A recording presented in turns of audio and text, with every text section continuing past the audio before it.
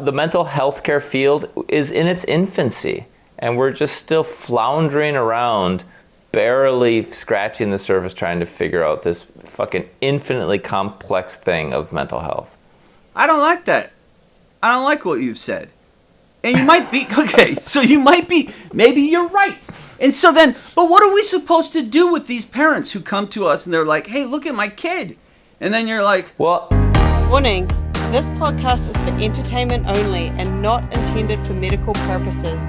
Enter the Freud. Well, to be honest, I think the problem is the kids having problems, and the reason the kids having problems is because the parents, for years, hundreds of thousands of interactions with the kid, weren't doing what the kid needed to grow into a healthy, functional adult.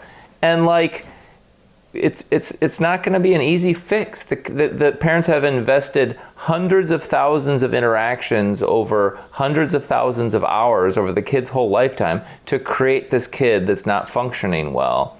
And a handful of hours of therapy sessions and whatever are probably not going to be able to right the ship. Whoa.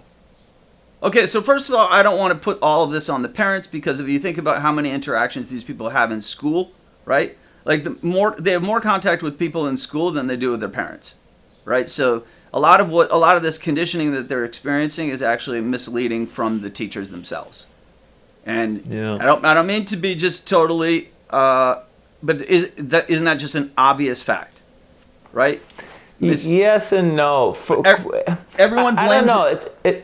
It's a good question you're raising, but first off, the teacher, there's sort of like one teacher dealing with 30 kids. Yeah. So, the teachers have limited capacity.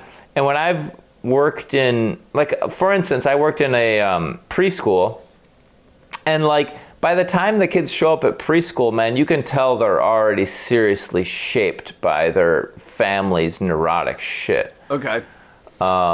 Okay, and then they're in preschool for a couple of years. And when kids are in preschool, it's gotten more and more, but for a long time, preschool was just like 2 or 3 hours a day.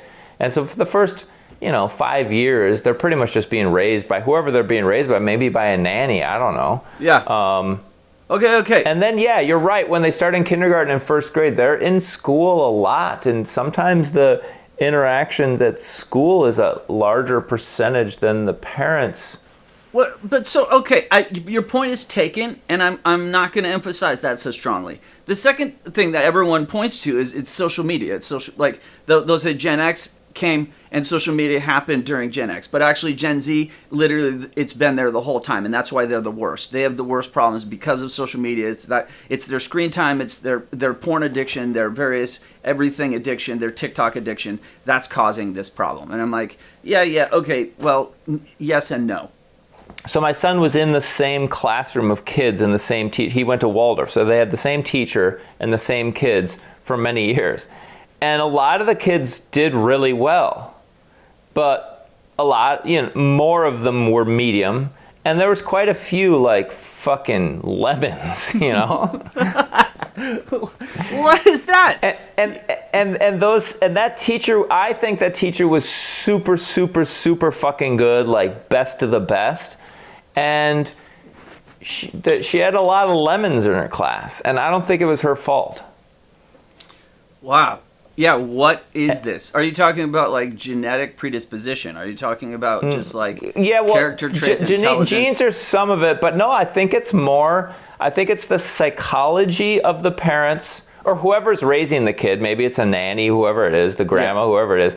The psychology, the mental health of the parents or the caregivers, and their skill or lack of skill at doing good parenting, I think is much more important than the school. And I don't know why, because you're right that the kids get have a lot of time at school.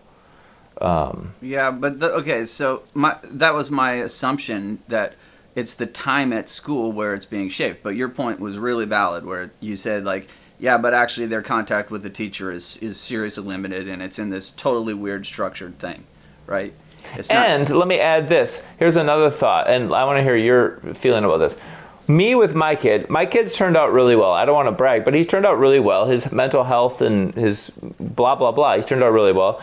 And I've always had this thing, I never thought of it specifically, but it's always a huge, big deal in my consciousness ever since he was born, is like, this is my kid.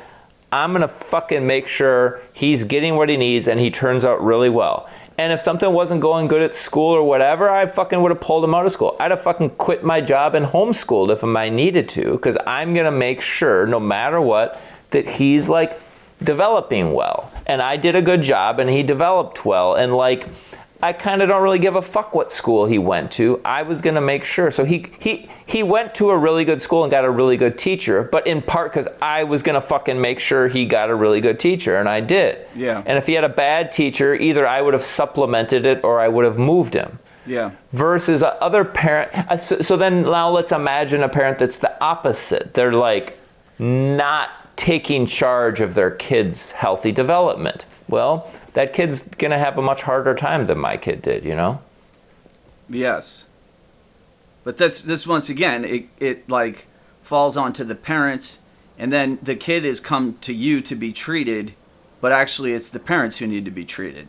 Well, and that's fucking lots of times what I do when the kids come in to be treated. I start working with the parents and try to get the fucking parents to change what they're doing.